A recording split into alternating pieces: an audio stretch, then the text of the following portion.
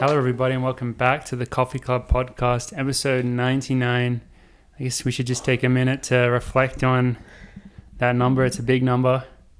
We've just been churning them out lately. I haven't even realized that we've been getting so close to that elusive number 100. So the nervous 90s. Are we going to make it? Who knows? Tune in next time to find out. But if you're watching the video, you can see that we have a very special guest back on the show today, Mr. Joe Klecker. Joe, how you doing? Doing well. Our board. Fair enough. Our first 4, 5. Three-peat. More than well. 3. No, I think this is 4. Three full episodes, right? And then one little, like the bonus. What was the bonus? Was it the one you did here where it was like sections? Or have you actually been on 4? No, I think I've been on 4. That was just with the women that we did that one. Has it really been 4? That's 4 and 99. Florida. Those are some good numbers. Count them out. Did one after indoors. After indoors, yeah. There must be one in between there. Maybe it's 3. 3 or 4. No, one in your backyard. Definitely one in Longmont. Yeah, in Longmont one at your table in Boulder. Yeah. One in Florida. One in your backyard in Longmont. And you're right. Here in Switzerland. I think it's appropriate. You're on for 99. Mm-hmm. Feels special. Hopefully carry you over the century mark. Yeah, get us there in fashion. But so today is the World Champs preview episode, and it's good that Joe is on because George also knows a lot about what's going on. But personally, I'm pretty bad at previewing races. I would say Joe is the man who, out of the guys on the team, is probably the most like keyed into actually what's going on in the professional world of our sport. So very good to have him on today. Before we get into all that stuff, a little Ollie update. Unfortunately not with us today just because, it's been very hard to schedule between here and America, and today he's actually heading back to Australia. So yeah, in terms of just an update, I think he's just been going through the ups and downs of being injured. I message him somewhat frequently. I have no idea what he's been doing with all his time. We had Gus in the lake yesterday, right? Yeah. I have a feeling that was an old photo because I've seen that photo and I'm pretty sure Jenna took it. But I'm sure he's been having a nice time with Gus. Yeah, Gus has definitely been getting some quality time before he heads back to Australia. So we should have him back on when he's there, but I think that'll be really nice for his recovery and all that, just being back home. Can't wait to have him back on. Yeah. And I think he's gone home for a good chunk of time. So I feel like that's always nice to get out of your place where you train really hard. If you spend a lot of time there when training things are not going well, I feel like it doesn't leave a good impression. It feels weird. Yeah. It doesn't feel right. You don't know what to do with yourself. He wants to probably wake up every morning and go train. Yeah. Yeah. I feel like it'd be similar to being here and not running, whereas the only point of being in St Moritz, I feel like, is to train super hard. So I feel like it would feel weird and a little similar to Boulder. There's something about, so take Boulder as an example. Going to a cafe in Boulder is so nice, but it's so much nicer after you've done your training. If that's all you have to do in the day. In your off season it's cool, but in other circumstances, wow, this is all I got to do today. This is kind of boring. So when you really think about it, we don't do much every day. It's train, go hang out at the cafe or grab some lunch, make some lunch. But when you don't have the training part, you feel very everything else incomplete. Falls apart. So yeah, that's the old update. Should have him back very soon, but such a balanced lifestyle we live. I love it when we try to pretend that we're balanced. There are levels to it. Still, we're all very unbalanced though. And if you take a step back and have some perspective, that was always Smith's joke about finding he wanted to find a very balanced athlete where the balance was heavily weighted towards running. That's what it takes. That's what it takes to make it at this level. But yeah, before anything else, I guess it's time to do a little shout out to Mr. Camelback or Mrs. Camelback. It's not gendered, so sorry. Shout out to Camelback. Yeah, we might have just lost our sponsorship just then. I know that's a hot topic these days, but let's just say shout out to Camelback. Let's just pretend I didn't say anything. George, you want to take it away? I can try and salvage this ad read.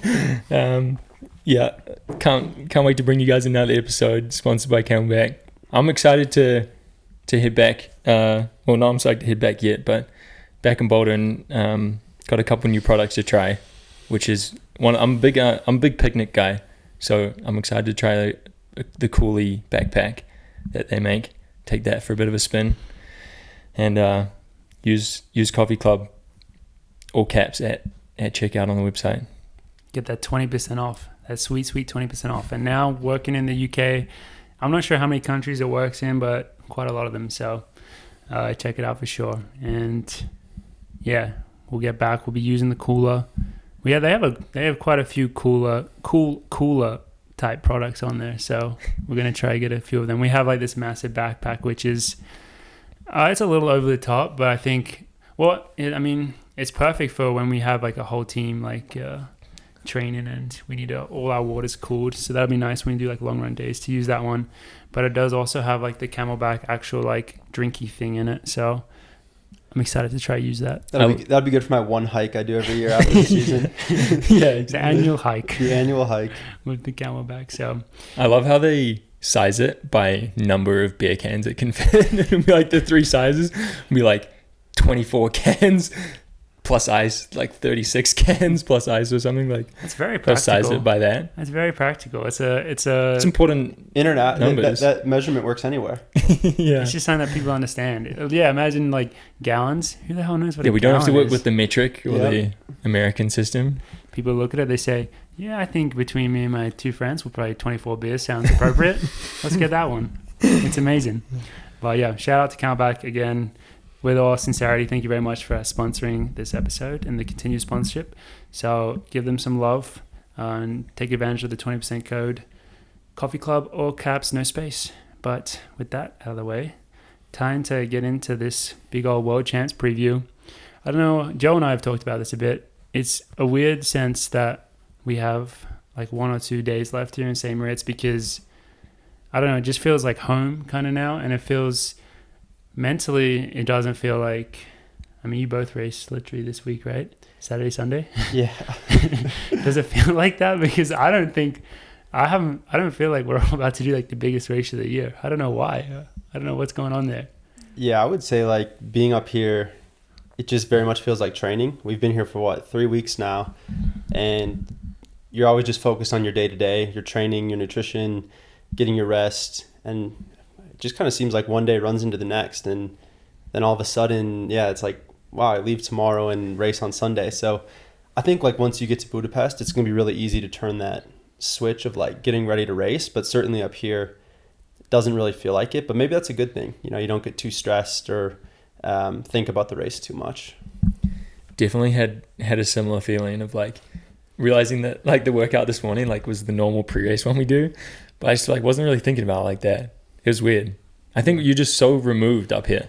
Mm-hmm. It's just like you're in a little bubble world where we go like between here, the grocery store, and like the pool, and there's like little triangle of training, and that's it. Yeah, I imagine it is a very positive thing from a training standpoint to be able to, I mean, we are just focusing on like the most important things to get better each day. And not having, I mean, I think all of us are part of like a system and where things are pretty like set out and we're all pretty smart. We wouldn't do anything differently, but I could see how some people, if like every day they're thinking about the World Champs, that could impact what you're doing in your lead up. Yeah, I mean, I would just always look back at Dathan wanted us to be here so that we had 3 weeks to really focus for Worlds. And I think just looking back at our results as a team in races after being in St Moritz, we usually do very well. And I think it just goes back to that like focus of being up here, not really any distractions, but also like not just sitting there thinking about your race. You're just kind of, like George said, walking to the grocery store, walking to the pool. All of a sudden it's 8 o'clock, you start winding down and just rolls into the next day. Mm-hmm. I'm definitely ready to leave though. Like this is, I'm pretty much at my max of St Moritz time. I think like coming up on 4 weeks, maybe like 3.5 or something. Yeah. Well, what was crazy to me was realizing like we spend 1 to 2 months a year up here now.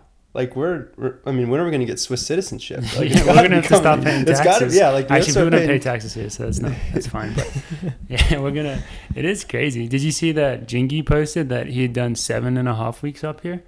I was very impressed by that. But he actually does own a place up here. Yeah. We might have to invest. Is that confirmed? That Or rumor? Rumor. Also, in the alleged building he lives in, we found a Ferrari with a Norwegian license plate. So Also allegedly. Allegedly. I never saw him in it. I never saw him in it, but I never saw the car again once he left. yeah. Is it confirmed that Jingy owns a Ferrari? Or is that also per alleged? Ollie. Okay. Per Ollie owns more than one Ferrari. Yeah. That sounds. But like maybe fun. And next to the Ferrari there was a red Porsche, also Norwegian plate. So Heinrich? one for him, one for Elizabeth. Yeah. But maybe he just never posts about it because he's got his Mercedes sponsorship to think about. Yeah. Have you? Okay, this is a random side. In F1, have you seen how sometimes they'll drive there'll be like the videos where they show everyone turning up to the races, and they're driving in cars that are different to their sponsors, but they must have like, it must only be allowed in cases where like it's owned by the same. Often it's like, I think it's if you're like in a partnership. Oh, okay. Yeah. Because I thought that, I was like, that's kind of weird. Yeah. It doesn't seem right. Like, but that would make sense. Except for Sebastian Vettel would show up on a bike. Yeah, the bike. That was pretty sweet. What a great man he is. But yeah, it's been it has been a long time here, but also you're in this weird time vortex. But I would say that ultimately we're all very fit and in a good place. So I guess it seems like the goals have been achieved. I guess we'll see once we get to the race. But what are you guys gonna not miss about being here? I kind of just feel a little bit bad all the time here. Okay, actually probably the biggest thing is the heat training, but that's not even related to being here. I did want to I think the heat training has felt really hard, but we'll get to that after. I think St Moritz specifically, I don't know why. I just a little bit more tired here all the time. Yeah, I'll just miss I really like in Boulder where you can go to a nice lunch cafe or get a nice coffee. Here it's just I think we make pretty much every meal. If you want to go out to eat that often, it's very expensive. So it would be nice to kind of be able to go do a few more things, not just the triangle from the grocery store to the bed to the pool. Do you know what? There's the one random thing we brought up before here that just my brain just can't get my head around is the doors opening. Oh yeah, the pushing the other and pulling. way. That's all a big doors. Is that, I don't know if that's in Europe or just Switzerland. Doors that would normally be pull ones, on the outside of a building, go inwards. I've only noticed that here. Maybe it is to do with the cold weather. Snow maybe. Yeah. It could Build up outside yeah. But they're inside the pool too. But then it maybe just becomes the norm for this area. Maybe we got to look that up. Maybe that's kind of a driving on the left versus right side of the road thing, but it's even more specific. It's just a very regional thing here where it just for some reason became the norm because it gets us every time. So many times pulling the shit out of a door. Yeah, you think it's locked. What? There has been multiple times where I'm gonna call out Mario for this. He's been messaging in the group chat. Can someone to see? We'll go to a random hotel to see someone for a massage, and Mario will be messaging "Hey, the door's locked. Can someone come let me in?" And it was just he was trying to. Alicia did the same thing. She's like, "Oh no, the gym was locked." I'm like, I don't think the gym locks. Preferably she was just pulling it. I know there were people in there. Yeah, that's a great one. I didn't even think about that. But yeah, that always gets you. So George won't miss the doors. The doors. Just that's a good engineering type answer. I don't know. But just wanted to bring that up. No, it's a good gripe. I love it. On to the heat training though. I realized today how maybe this is why I feel bad all the time. So I don't know if we've talked about our heat training protocol yet on the show, but I think this episode, well, not that we ever care about giving away secrets and not that this is really a secret, but this episode will come out so close to the races so that if someone wanted to copy us, they couldn't anyway. But we've been doing a pretty solid heat training protocol, which is, it's nothing crazy. It's just wearing a bunch of layers for pretty much every run. And sometimes after the run as well, later in the day. And this is because the weather in Budapest should be pretty warm, and especially the humidity is one thing that we don't get here, because it can be hot here in the sun, but it's always relatively dry, and it's very hard to race in those hot and humid conditions if you haven't done any preparation at all. And that's kind of the trade-off that you often have when you go train at altitude and you're preparing for a hot race. So I guess the solution for it is to do some form of heat training by overdressing And we've taken it pretty seriously, like the most serious I think we've ever taken it, because even for the last couple of years, people have done it, like gone back to Tokyo. But now that we have the big man Olov with our protocol, things have gone up a notch. And I feel so tired and bad doing it. I noticed it really today because I did a long run and my heart rate was so elevated. And then I took the layers off for the last 2 miles. Did you feel amazing? I felt amazing. I felt free. I was like, wow, this feels so good. But it's a tough one because I think it is making me very tired a lot of the time. But I'm hoping it pays off, you know? Yeah, I would say like I've done the heat training protocol a bit more being a 10K runner. So I kind of know what to expect. But yeah, it definitely does make you more tired. And you have to kind of slow things down a bit. But the trade-off is definitely worth it when you're racing in the hot and humid conditions. Like we did it leading into Eugene a year ago. And I know other people in the race were like complaining about how hot the 10K was. And that was like the last thing on my mind. And so I think that's like a positive if you can basically get into the race and not even think about the heat and just worry about like racing to your potential is obviously a big benefit. And so if you're a little tired, maybe a week out and you're not able to run quite as fast on a long run, I think that trade-off is certainly worth it. Yeah, like that's okay. Even though it's a weird feeling, like you want to feel as good as possible going into a race, but I guess it's worth it. I think it's interesting that like some of the things we're going for are the actual physiological benefits, but also I feel like a lot of the stuff we talked about in the meetings with Olive is like perception-based stuff where even if like, yeah, you get some physiological benefits, but also just feeling like you're not, like your brain isn't telling you that, oh, it's so hot, it's so humid, like how am I going to do it? Like just getting your head around, all right, it's hot, but I actually feel all right. You know what? I actually think that is definitely the biggest part of it in a way, because I was thinking about this morning because there have been a couple of times where I've been surprised. I've been doing a long run and I've been heat training and I've been like, wow, this feels really hard. And I'll look down at my watch and my heart rate isn't that high. Like it's not as high as I thought it would be. So I was thinking about it. I'm like, in a race, when you look at if it's really hot and you're doing especially longer races where it becomes more of a factor, there'll be like pure physiologically there's, I don't know, this is making numbers up, but say it could be up to like a 5% impact, which 5% is really big. But if it's really hot, maybe that is an accurate number. But the mental side of it, the perception side of it, that could actually be way more if you like really like fucking psyched yourself out and like you really slow down because you're like, this feels way too hard. Like the like perception side of it could be 0% impact on you if you do it right. But if you didn't do it right, it could be like 50%, you know? So I agree with that. I just remember in Tokyo, it was like so hot. And I remember halfway through the race, it was like just thinking to finish this race, like I have to slow down. Yeah. And that kind of just, that's why I take this stuff so serious, because that's not what you want to be thinking about in like your championship race. You do all this training to like race to your potential. And if you're sitting there thinking, okay, I need to like slow down just because I'm too hot. Yeah. But so we're all just doing the protocol and hopefully it pays off. Even the shorter distance people are doing it, like the 1500, because there's like benefits for that as well. And George's event is kind of in the middle where, I mean, ultimately I think it just makes sense to do it for a variety of reasons. And I was telling Joe this morning, I'm like, I might just heat train for the rest of my life. Because well, like, if you look at Helen, she heat trains every day. Helen, like a lot of the Kenyan athletes do it all the time. And it's like one of the big benefits of it is if you do listen to your body and you do slow down, it is a good thing for your muscles on like those recovery days where you are still working harder because you're more hot, but you're not running as hard. So that could help you actually recover better. So we'll see what happens. Maybe in the fall we'll still be doing it, but yeah, it's been good. It's been challenging, but I think it'll pay off. And the final thing I wanted to talk about just in terms of the general St Moritz vibes is who else has been training here, because I've been really surprised. I thought there was gonna be like every single like distance runner was gonna be here, but it's like mostly like Americans and British people. I remember Ollie was like freaking out about how are we gonna do workouts on the track? It's gonna be so busy. And like it is really busy. Like he was right, but it wasn't busy with pro runners. It's all these camps they have up here. Like certainly there are a lot of pro runners, but you'll be like doing a rep and you'll just see this like herd of like 100 people get off the bus, and you're just like, well, better finish my workout quick. Yeah, it's not busy with people that are leaving for Worlds like tomorrow. No. It's busy with all sorts of random people.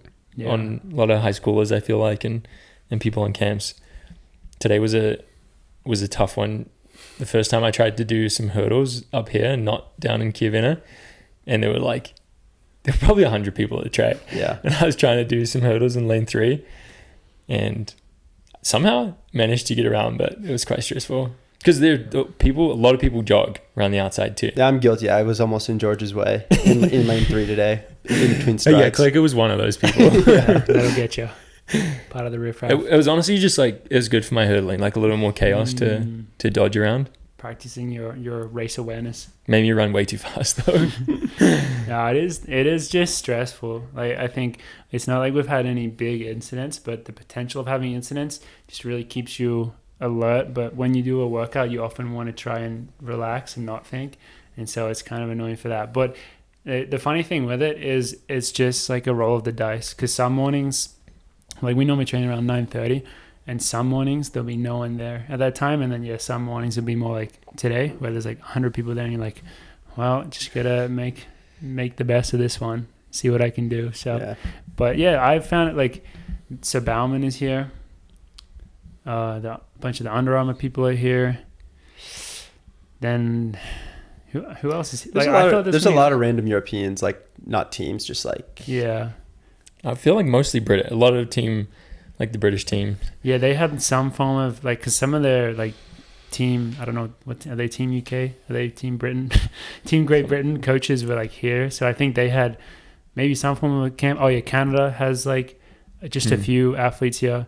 And Andy Powell, TC, is here. Mm-hmm. Okay, funny story about Andy Powell. So yesterday I was walking back from dinner up in town, and I was just wearing casual clothes, and I said hi to him. I thought he would recognize me, and in response, I say hi to him, and he says "ciao." So for those who aren't listening, who are listening, "ciao" is the most common response you'll say to a European person here, because everyone knows what it means. But yeah, he definitely just didn't recognize me and thought that I was some random European. Italian, random European. Everyone's so friendly here, so Yeah, and just a lot of chows. I was like, okay, that's quite cool. funny. Yeah. Apparently he hates his pro guys being called a team as much as Mike Smith, so that makes me want to call it Andy Powell TC Mike more. Mike Smith TC rolled up yesterday. They just got here. Speaking of Mike Smith Elite. Well, friggin' Andy's got to stop signing people to having people sign pro contracts and stay with him then if he doesn't want a team. Exactly. Just have them get NILs. He's going to stay in college. So, yeah. So, who is it? Just Abdi and Luis are here just for a few days. Haven't seen Woody. No Woody. He's elusive. No Woody sighting. He's probably, I don't know where he is. He's probably in Flagstaff. Training in the woods. Yeah. Getting after it.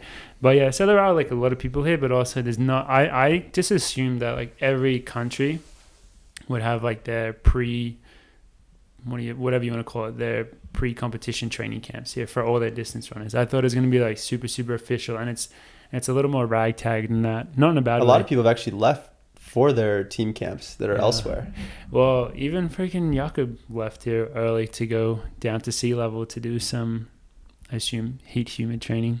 So yeah, a lot of people are doing that, which, I mean, there's many ways each to their own. Yeah, many ways to go about it. And so now it's probably a good time to get a little more specific with our race previews. And the first, we don't know if George is literally the first race of the whole meet, but he's got to be close to it. Got to be close. What is it? 11 a.m. day one.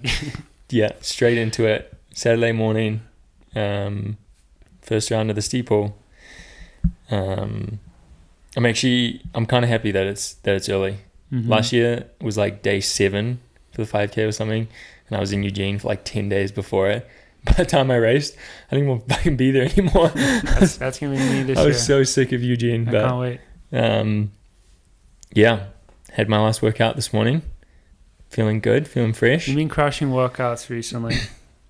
Prep honestly couldn't have gone any better, I would say. Nothing I wish would have happened that that didn't. So yeah, feeling good. I thought heat sheets, someone mentioned they came out yesterday, or were gonna come out start of this week, but I haven't actually looked.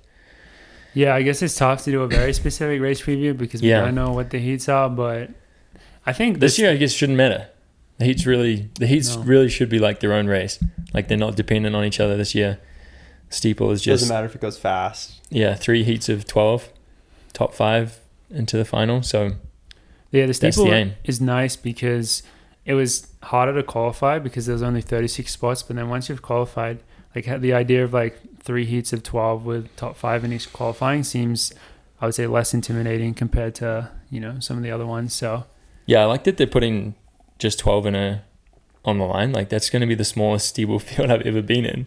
Yeah. And compared to like the 5K is like 21 or 22 on the line.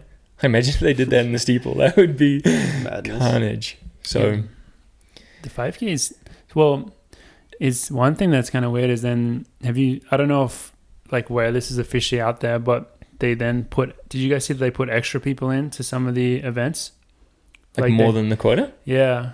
Based on, okay, this is testing. Like, I don't actually know how this works. Doesn't like every country get to have someone at Worlds? Yeah, there's like some wild cards because I think there's a Hungarian in the 5K who's like a 14-something runner. And then I think maybe some of the area champion type, like people that qualified, I don't know. I think some of them like weren't actually counted in the quota and then they got added in after. But some of the races have like more than the actual quota. So there could be more than 42. Yeah. I wonder if there could be more than 36 then in the steeple. Probably a few more. I guess it's possible. Yeah. So we'll see. But just a little random aside. But yeah, I guess we can't really do that specific of a preview for the steeple. Yeah. It's got to be top 5, right? Got to be top 5 to make the final. So yeah, just getting straight into it. Early session. That'll be not good timing in the US to watch at all. Yeah, that won't be. I don't even know if the first session's televised actually. I think I don't know. Because it'll be like Citrus Mag. They posted a really nice graphic of I think it might have said that just the afternoon session was televised in the US. Damn. Well, but it's going to be like 3 a.m. anyway. So I'll go to the stadium. I'll take a little video of it. Yeah, you guys can just wake up and check it out if you're in the US. Yeah. Wow. Anything else to add? What can I add to that? Well, with the final then is on. How much is the break? 2 days? 2 full days off. So day 4, very late at night. Mm-hmm. And so what's the date of that then? 22nd. 22nd. Okay, so that'll also happen like a bit after this episode, like before the next one. So I guess all we'll say for now is hopefully everything is all smooth in the heat, and then in the final, once George is in there, anything can happen, you know? And that's been the goal that he's been training for a long time now, and it's just been getting better and better. So very excited to watch that one go down. But take care of the heats first, and then we'll get to that, I guess. Yeah. So, yeah, the 10K is a little easier to preview. Yeah. I don't know everyone who's running it, but you can kind of look and see, because obviously there's no prelim. There used to be a long time ago, but not anymore. It's honestly crazy to think about. Do you know when they got rid of that? I think it was like 2000 maybe. I think it was later, because I'm pretty sure I've seen Gebre Selassie doing prelims. I don't know why I would have seen that. Maybe 04. What times were they running? I have no idea. It had to be slow, right? Yeah, that'd be the most annoying thing in the world to have to run a 10K prelim. Yeah. Especially when they're probably doubling. Yeah, these guys are doubling. These guys are definitely doubling 5K, 10K. That's so much racing. Yeah. And their spikes would have been this thin. Yeah. I mean, Gebre Selassie probably could have just put on like trainers and been fine. Yeah, he could have jogged it in. But sweatsuit trainers. I wonder how many people qualified for the 10K back then. Yeah, I wonder if the field was like just double, and then they just cut it down. You know what I mean? Because right now I think it's 27, which is the smallest field size at Worlds, at least on the track. Mm-hmm. And they do that so you don't have to have a prelim. But maybe it was like 50, and then they'd had 2 heats at 25 or something. Mm-hmm. But yeah, looking at the race, I mean, I guess the big one. Well, one of the big things that's happened in the 10K is Kip Lima. Had to pull out due to a hamstring injury. And he was the bronze medalist from last year and the Olympics, maybe? Yeah, bronze medalist, but honestly, like, was showing some of the best form. Mm-hmm. Winning world cross-country champs this year. And then I think he ran 12:41, I think, in Oslo. In Oslo? Did he win? Or did I think Yomov got him. Yomov got him, but that was his first race of the year on the track, I want to say. I think first race since winning world cross. It's a good rust buster. Yeah, that's a great rust buster. So it's unfortunate he's not going to be there. he's definitely the type of runner too that like I think would just go to the front and just push it because he just knows he's better than like everyone right now. So, but the 10K is very interesting right now because those guys at the top, I mean, this is always true to an extent, but those guys at the top are like really so good. And so often I think it comes down to like how hard they want to make the race, you know, and especially like with the Ethiopian team and stuff. I mean, I feel like sometimes you see team tactics, but I don't know. It'd be interesting if they didn't do anything. I felt like you used to when they used to try and beat Mo Farah. They would like try and team up. In Tokyo, there was definitely some team tactics with Uganda because I want to say it was Stephen Kissa, like went out really hard. And I think he ended up finishing like last. But I want to say that he was trying to make it maybe a fast race for Cheptegei because he was kind of in the best form and at the Tokyo Olympics. So just kind of ensuring that he could win it when maybe Stephen Kissa didn't really have a chance to medal or anything. Yeah. But, I mean, honestly, from your perspective, I don't think it really matters how the race plays out because you're in such great form. And looking at this is your third consecutive like world 10K. And you've had a nice cut down from the last two. You had a good improvement. And so to this one, where I think we're very excited to see. Yeah, no, I was 16th in Tokyo and then 9th last year, but I feel like everything's just progressed really in a linear way from a year ago. And I think that if I can just continue to run to my potential, I think that hopefully being in around the top 5 is very realistic. So that's kind of my goal going into it. I don't totally know everyone who's running. I know the Ethiopians are in great form, but honestly, they've had to run so many races. Like their qualification is so hard to get selected because their country has so many great runners. Like I think they've had 4 or 5 runners break 12:50 for 5K this year. So to get selected for their 5K team, like they had to go to all the Diamond Leagues and not just place well, they had to go run fast because they kind of picked their team on the times descending order. Dude, they literally picked their for teams the 5K on descending order, which except the 10K they have a trials. Yeah. But I don't think that is good for the Diamond. I mean, okay, it made some pretty incredible 5K races, but I feel like it would be so much more interesting if you had a Diamond League season where it wasn't just the Ethiopian runners trying to time trial every single race. Yeah, well, yeah, it is interesting because like in Oslo, up front they ran so fast, and I felt like me and Luis had a great battle, and it wasn't even on TV. Yeah, you couldn't see it. What? I think we ran 12:55, and they ran 12:40, so we were like 100 meters behind them, and so they're just showing the winner. But I was like, oh yeah, this is gonna be sick to see this battle of me and Luis down the home stretch, and you just didn't get to see it. Just like the last lead dip, I think you got to see. Yeah, I think I more want like if they want to run fast, then that's good. But if they're only running fast because their federation is like forcing them to, then I don't. Concept. Like then I don't like it. Every time they're forced to run fast, they don't have a choice. And then because I mean a bunch of other guys from the first fast 5K of the year, they already ran 12 in the 12:40s. Then it's like, oh my god, like every race you really go for it. It is very odd that they don't just have a trial. Yeah, but I think sometimes that comes back to hurt them at Worlds. Like I would say, hope maybe they'll compete as well as they've been in all these Diamond Leagues, but to keep that high level of form is extremely hard to do when you're running 12:42 early in the season, and then 2 months later you have to go race all the best in the world. Yeah. So for this one, for the 10K, do you think that you kind of just go into it and just try find a nice spot and relax and feel your body out, or will you specifically like pick some people that you think like, all right, this is the right person to key off, and hopefully you can like stay like behind them and stay relaxed, and then like if you feel good, make a move at some point in the race? Yeah, I would say that I think I'm in shape to run 26:50 or so, and so that's going to kind of be my limit as far as how hard I go out. A year ago in Eugene, it kind of went out slow, and so I was just like, all right, let's just stay in this lead pack as long as I can. And so going into the race this year, that's kind of my same plan, but just knowing that I'm fitter than a year ago, I have more experience than a year ago. But obviously, if there's like a crazy move made, and I know where my fitness is at, and I know I can only run to that level. And so to do something stupid, and like, I guess I just know what I'm capable of, and whether that's that is good enough to get a medal, good enough to get 5th place. That's what we find out at World Champs. But I feel like if I can just run to my potential and not do anything stupid, that's all you can really hope for. Yeah, I think that's a really good way of approaching it and going into it. I feel like the US team is actually really strong this year. Like, I feel like you guys will even be able to kill off each other a bit in there.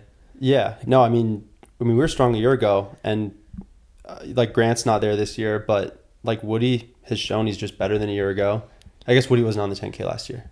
Was he? No, he wasn't. But 2 years ago he was. And so like I think all of us have just shown we're just better. I mean, Sean is just, even with his injury, goes in PRs 1302. He's just better than he was a year ago. And so if you just keep raising your ceiling and keep running to your potential, like you should just keep moving up. Like that's kind of how I look at it. Every year, if your potential is higher and you keep running to that potential, then hopefully you're closer and closer to the medals. And I guess I don't think there's many people who go into the race feeling like, okay, I know I'll at least get a medal today. So no, definitely not. I think if the opportunity's there, I think anyone on Team USA is ready to go for that. They're not like scared of that opportunity, you know? Yeah, I mean, that's just it. Like, you never know exactly what's going to happen on race day. And then, I mean, a year ago, Grant was like, he was so close, you know, he was competing right there. He ended up 4th right a year ago. He did, yeah. So he was right there, like in the big battle at the end. Yeah, I mean, I would say to a lesser extent, like when I won the trials last year and beat Grant, like I didn't really think going in, coming off injury, I'd be able to do that. But it's just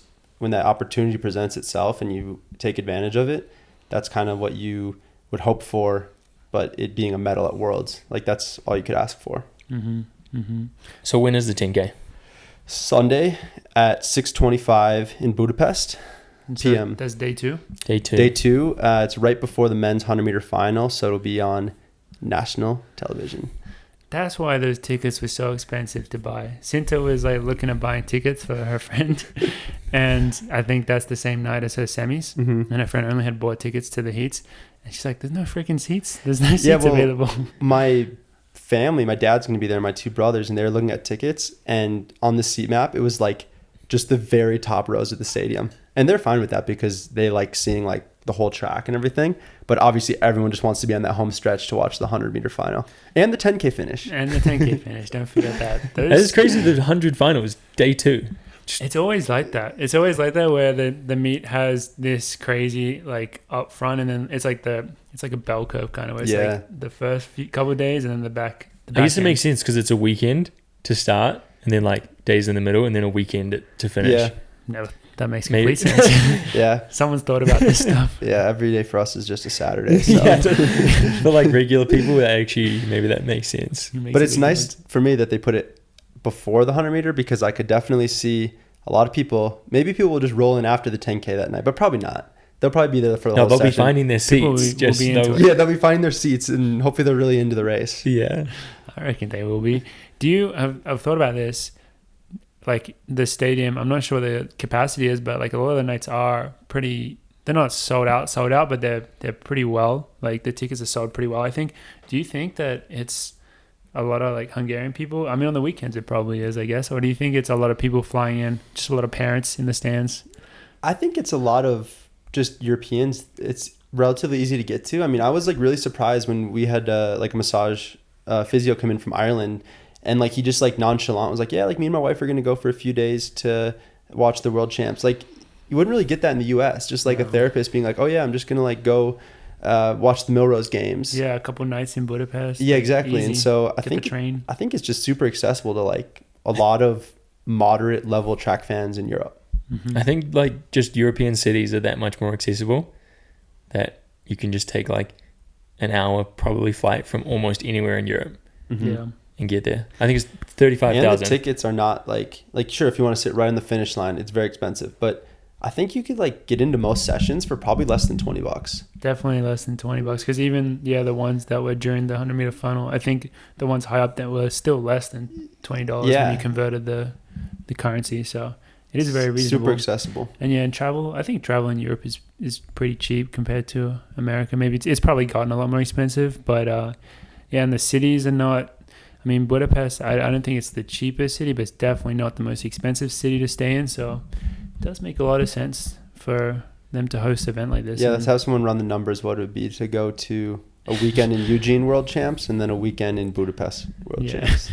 I think it'd be probably cheaper to go Coming from the east coast of America, East see which Co- one's cheaper. Yeah, I think it'd be cheaper to go from East Coast to Budapest and then East Coast to Eugene. Yeah, we'll have to crunch the numbers on it. But yeah, so that's going to be the 10K. But also on those first 2 days, it's I mean, pretty much the whole team is competing in the first 2 days. Yeah. Bunch of 1500s. Wait, Yeah, it's just you that's not, right? And Jonas. yeah, and then I guess Alicia's doubling as well. Yeah, doubling, but she does But compete yeah, the everyone first day. starts in the first 2 days, which, like George already said this, I think that being at the beginning is so much better than being at the end.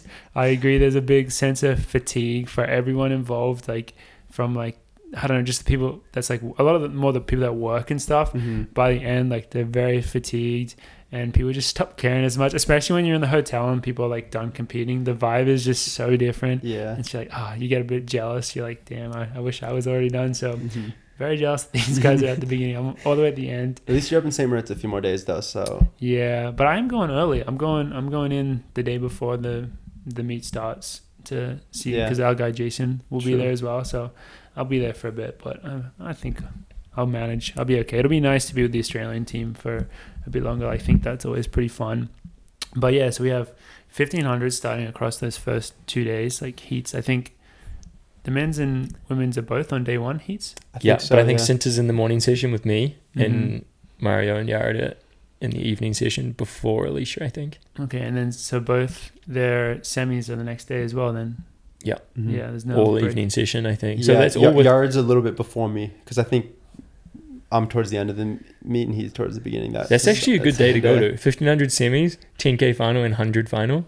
I'll be there. Probably 100 But semis. you're excited for the 10K final. I thought you wanted to get rid of that event. Joe hasn't forgotten. Joe hasn't forgotten the last I haven't podcast. forgotten about that. Okay, no, but I said I like the championship 10K. Okay. It was the qualifying for the 10K I didn't like. Yeah. Now that we've got here, I'm all in. All right.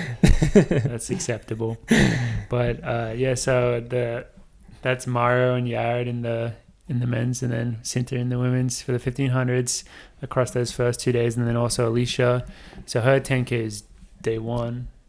Yeah, Yeah, night one, I Yep, think. exactly. So that's gonna be a big one.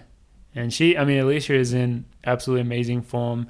The women's 10K at the championships the last few times is always just ridiculous what they do. And I don't know exactly who is doing the 10K this year, because I think the focus, at least from what I've seen, has been a bit more on the 5K, because you have so many people doing like the 1500 5K double, and just like, I mean, they've set the world record in the 5K and stuff this year and all that. But I assume the 10K field is We know gonna be Helen's not doing it, so amazing. the silver medalist not doing Silver it. medal's up for grabs. Yeah, silver medal is now open. Yeah, so Alicia maybe sneak in and get that. But I think for her it'll be a kind of a similar thing where if she shows up on the day and runs like just like her best race, anything can kind of happen, you know? Yeah, I mean, if she shows up in the form like when she, set any of her American records, like that's got to be form that's hopefully in a position where a medal is there to take. But again, with the women's 10K, sometimes it's just incredibly fast. Like I think Alicia's run like 30 flat or 35, so, yeah. Yeah, and what if some of the top women run like 29 flat? O's. Does G'day have the world record? I think it's Yeah. 29 O's. I think Sifana ridiculous. San is also 29 Yeah. O's or around there. Is she running it? Yeah. Yeah. She's doing the triple. But again, like the Oh, thing yeah. with But that she'll- is like with she'll- world champs, it's like showing up in that form is so different from doing that Yeah. at like a random meet when you know you're in peak form, like with the pacing and all with that. the pacing, everything. Yeah. So Sifan will have already run 1500 heats. Yeah, really? Is Yeah. she? So she'll be super tired from that Yeah. because wasn't it last year she She fell fell. and then She still made won? it. She went so quick to catch up. Yeah. She like sprinted and got back. Yeah. And I think she won the heat still. I think that was Tokyo. that was I'm pretty Tokyo. sure that was Tokyo, okay. I think. But yeah, she's Dude, doing the what triple. hell? Sifan San. That'll be her Surprised she's not doing the marathon too. Yeah, she should. her tempo warm up will just be like just a nice long hard 1500 rep, Mm-hmm. couple of hours out. So Oh no, I guess it's in the morning session. Dude, hope your hotel is close to the track. Like, think of that back and forth. logistically, that sounds difficult to have to go back and forth to the track multiple times. Yeah. So She could teach Bobby Kersey a thing or two about going to Worlds. Just lives. Leave Bobby alone. Her room should just be attached to the call room. Yeah, she's just living at the track. There's just one room just for her. Converts it into a bedroom. Speaking of Bobby Kersey, do we know if I think Mo is racing or not? We mentioned it last week. Haven't heard anything more. I don't think there's been any. They just put out the news rumors on that it. she might not race. Just maybe they just do it for the news cycle. I don't know. Yeah, we're all dialed on it now. So yeah, like, because there's no point to that story really, apart from that. I mean, the sad one is that Sydney McLaughlin did have to pull out because of a knee issue. That is actually sad because she's in great form. Crazy form, and just seeing her, because she was going to do the 400, right? Yeah, open. So seeing her in that race. It was saying minor knee injury, but it's obviously been going on a while because I was on the... She pulled out of Monaco. I was on the ticker table in the Monaco where they have like the winter car people, and she was on the table next to me getting some knee stuff done then. A man on the inside. And then she pulled out of Monaco. So like it's obviously HIPAA violation maybe too. Potentially. No, I just like think it was someone that looked like could have been Sydney. I just overheard. Yeah, that's fake. Yeah, George just made that. That was a dream. That was a dream. Yeah, it's unfortunate because she's actually been racing quite a bit this year, and like obviously she had to pull out of Monaco, but she intended to race it. She was there and everything. So all this stuff about focusing on the Olympics, does this mean we don't care as much about the Olympics because we're running Worlds? I think we're in a different place. I think if you've already won a gold medal at the Olympics, it changes your perspective on the sport a little bit. If you've won a gold medal at the age of 20, I think you just don't care about the world champs as much. Yeah. They get paid so much. I was like trying to put myself in like their level of fame and like see, and it's like, yeah, you've won an Olympic gold, and like obviously like the Olympics just does more for your career than Worlds. Like Worlds is obviously huge, but like you win an Olympic gold, and that's just everyone in the world knows what that is. Well, and so I can see why they're like doing this. I mean, obviously, I don't think financially they need to be running this world champs, but it still is crazy, like that you would a year out think like, okay, I need to focus on my training for Olympics. Like I don't even know when the trials for the Olympics are next year. Yeah. So to be that far, like to have your training thinking that far out, maybe Bobby Kersey's like really dialed, but to me it seems crazy, like a bit extreme. Because it is a weird one. I think, yeah, they're just in such a different bracket where the difference between them winning Worlds and not competing at Worlds is so, like, in terms of their career and their legacy, and because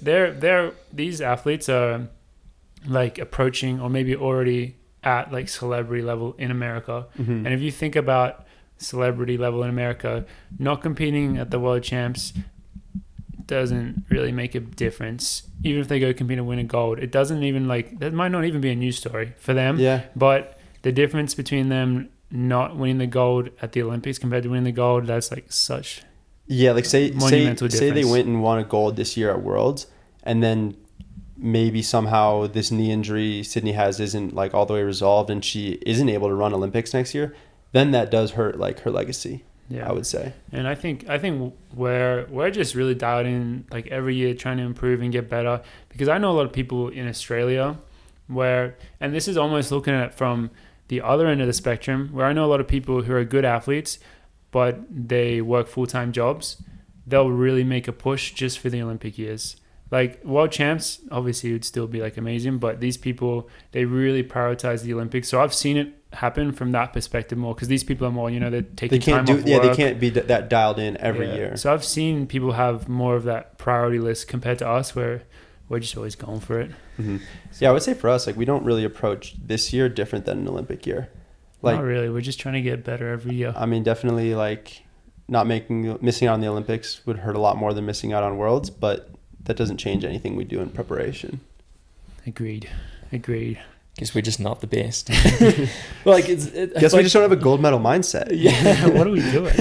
All right, I feel like you're in the situation is like, if she doesn't run this year, like if she's like, if she's your favorite runner in the world, like you want to watch her run, and that's just her being like, all right, like have fun following the sport until the US trials next year. But I would say that lot of like, I'll see you in 9 months. But think about this, like you were saying, they're like level of fame. Do a lot of their fans even care? Like if they're like actually famous, a lot of their fans probably hardly even follow their track careers. They more just follow like their personality and like just them as a person, Yeah, that's probably the difference between like the track fans versus like our fans the follow us for the celebrity results and fans. like more so, I'd say. It's true. Yeah, I think it's just. Thing is, they could also be just very valid reasons. Like, also, I think based on what you said and just I kind of already thought this. I imagine her knee injury is probably actually like pretty decent, even though like people were saying like, oh, it doesn't require surgery, so like how bad can it be? I mean, it's still neither does Ollie. Neither does Ollie, but it's still a very serious. Pretty bad. So. But actually, another piece to that, like Ollie pulling out of Worlds, like. We do have some level of that. Like, I think a lot of people who are as fit as Ollie would be like, screw it. Like, I'm going to push through to Worlds. But Ollie obviously knows, like, for his career, it's the best move. And so I could see how people could, like, even look at that in a little bit of a similar light, But obviously, we have, like, a long-term vision. For Ollie has, like, and Dathan have that long-term vision of, like, okay, we don't want to do anything stupid. But some people be like, I'm in such good form. I need to run this year's World Championships to, like, do something big. Yeah, I guess it's tough to know until you're actually in that position and you're living it, because I mean, Ollie did just make that same call for like Ritz, his first world team he made. I think he like ran on a stress fracture and didn't finish the race, and so, or maybe it was even the Olympics. I forget. It's probably both. Probably both. But like, that's a lot of people would do that because it's such a big stage and such an accomplishment to make it there, but. Then you have like the people who it's not necessarily the right move still. Yeah, exactly. Longer term thinking. Long term, yeah. So exactly. We would hope that we are more often making those right moves. So I think that's kind of it for our Worlds preview, unless we have any other events that we're super excited for. I'm just all consumed by our team, So everything that I think about, I think through the lens of our teammates competing in it. And I don't even know what other events are at the beginning of the championship apart from now. I know the men's 100 is at the beginning. I guess we're all on the Fred Curley bandwagon for this whole year until I don't know why it's like cooled down a little bit. Yeah, he's been busy with his ranch. But I think he was just getting that. I think he was just like getting that set up so that he can like travel to Budapest, go win his gold medal, and then like go back. He had to kind of get ahead on work on the ranch so then he could take a couple weeks off to go. He really front loaded the season. Just came out swinging really early, cooled off, lost a couple of races. Yeah, went quiet. Yeah, he did. Now he'll come back for Worlds. I think that'll make it more impressive. Yeah. Because people are like, I forgot about Fred. Yeah, because there's a lot of like other sprinters who are looking in great form. So it's always sad. I don't think I would ever try to preview like a sprint event because I just have no idea like what is happening in all these different individuals like lives and pathways to the final, because I don't know. The only way that I can preview it is if like someone's just dominating, and then I can say they're probably going to keep dominating. Yeah. That's all I could do, but beyond that not much more. So I think for now, I mean, hopefully we put out a podcast next week. I guess we'll see what's happening when we're at Budapest, but hopefully we'll put out a podcast like midway through the event as well. So then we'll have a bit more to say. But the other big thing, the final big thing to talk about today is the recent news came out yesterday for us. Justin Knight to Bauman. And it's kind of shocking just because Justin has just been so quiet for so long. His last race was the Tokyo Olympics, and then he's just one of those guys who, I mean, we had heard that he was injured and stuff, but like you don't really ever know the specifics because he doesn't publicly say anything about it. And so we literally thought that he retired. Like we thought that he had retired, and it's just crazy to see. And now I should say we all like respect him and love him so much. Like personally, I've known him since like 2014. Like we've been racing against each other since World Juniors, and he's someone who is around our age and really like set the standard. Like going into college, I think he was so good from just freshman year, and I mean he's run freaking 12:52 or whatever back in 2019. Mm-hmm. He's the most amazing athlete. So we all were pretty sad when like you just don't hear anything from him for so long. But then to have him go and join Bauman just out of like, apparently it's like out of thin air, it's just crazy. It's shocking. When I saw it, I had to make sure like it was an actual news source. Because I was like, I thought you would have heard like rumblings, like, oh, Justin's running. Justin like wants to keep running pro. But no, it's just like, out of nowhere joins one of like the most storied teams. I'm impressed how quiet they kept it. Well, I can't believe Because they that we must have didn't know. been working on it for a long time. Yeah, I would say It's got to be in the works for months. we hear so much of like people who are like changing teams or people who are looking for contracts, like being on our team. Like obviously a lot of them want to join our team or whatever, and so we get a lot of those like inside scoops. He obviously And there didn't was want to join our nothing. team. That's what Yeah. I'm shocked about. I thought that we would have heard because A, he wanted to potentially join our team, or B, like even if he wanted to join Bauman, I would have thought that he would have reached out to our team as like a bargaining, like a negotiation tool, like Yeah. for Nike. So I am Yeah. shocked. that Unless we he was didn't just know. like really set on like I just want to go He to Bauman. does. He does. I think he loves like Nike and like Michael, like Jordan and stuff. So some people are just like they know what they want and they go get it, I guess. Yeah.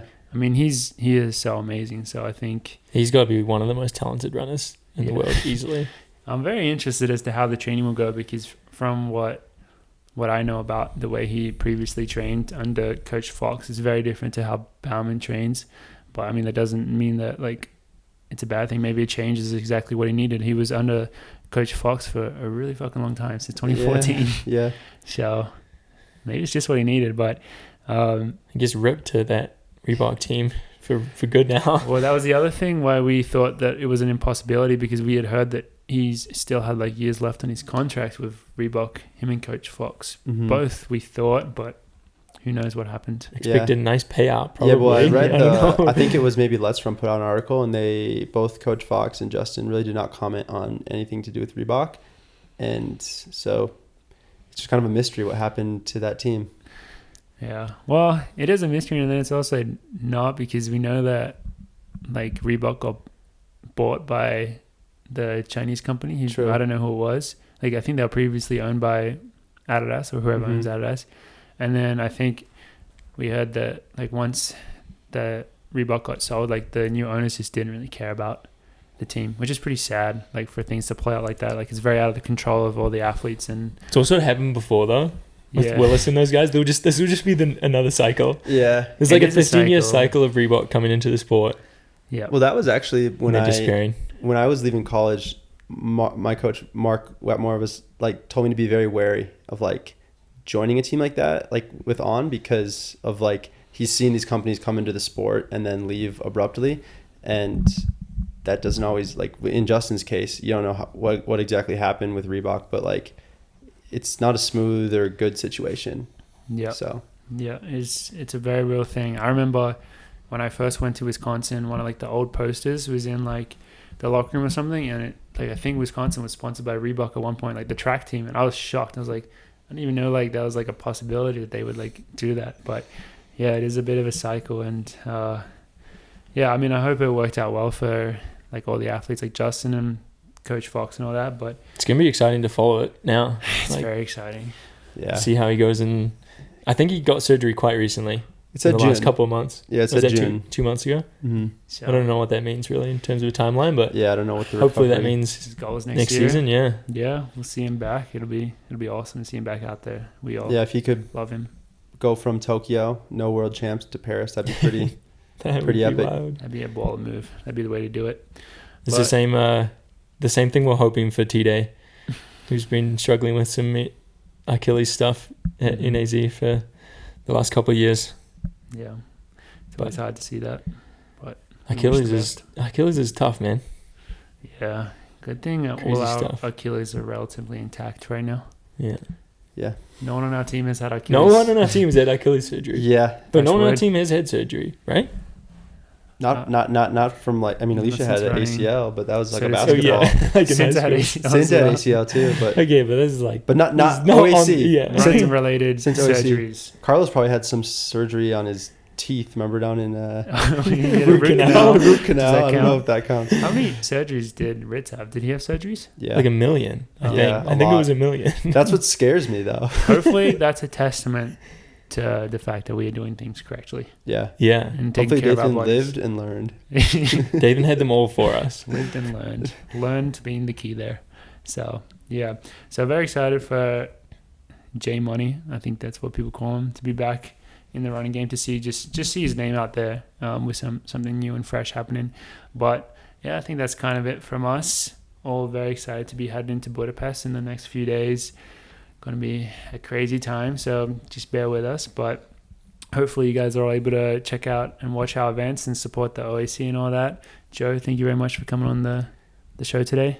Thank you. Number 4. Number 4 in the books. I don't think anyone's ever going to catch you at this rate. Yeah, I'm kind of like a front runner right now. Very far ahead. Who's close even? No one. Anyone's been twice. 2? I think surely someone's been 2. I guess Cinta and Alicia, and so when we did I don't think the little segment thing that we did last year counts. So I don't think, has no one else even been twice? Maybe not. Yeah, I don't know. Dang. Yeah, just keep requesting me. Yeah, we will. At this rate, it's pretty much an even 20. Every 25, we'll have you on. Yeah, that's true. The quarters. Yeah. Every quarter. Yeah. Quarter century, you get a Klecker episode. So it's looking like maybe around 124. Yeah. I should be back. We'll see If people will stop listening otherwise, but if they know you're coming on in 25 episodes. Okay, well, no, we need to change it up though, because this is such a random thing to say. So there's the theory that like if the most addictive things, like this is what social media companies do, they use like gambling, like the theories of gambling to make you as addicted to their products as possible, like Instagram. And they've shown that if the reward is given to you at inconsistent intervals, it's the most addictive. Wow. So yeah. I might be on number 100. You might be 100, you might be 125, you might be 130. You got to just keep watching those episodes to find out. You'll never know. We're just going to, curveballs. Yeah. Curveballs only. That's good. But I actually think that another part of my prep, been chatting with Mario, I've deleted Instagram for the week. Smart. Did my, I don't know if you guys noticed, big for me, had to do a post today. And Deleted Instagram. Wow. I like that you had to talk to Mario to get that. Yeah, well, cause, he's a massive Centro fan. Oh. Centro did like the something for the Olympics. He like posted a black thing and was like dark something. Mm-hmm. And then his next post was Olympic champ. Dang. So is Mario doing it as well? I feel like he was going to. He's pretty addicted to social media, just quietly. That's why we were talking, because recently he said he's been too bored. So he's been on Instagram a lot. That's going to be fun when you re-download it, like a world gold. To make that post. So if you don't, that's what I'm getting at. If you don't win, you just don't download it. Probably just won't get it back. No, then maybe then he has to go for Paris. You gotta keep it up for another year. Yeah, then he has to post like racing in Paris. I set the bar quite high. It works for Centra, so hopefully it works here as well. But yeah, I think that's it. Episode 99. Thank you very much everyone for listening. We'll see you all next week.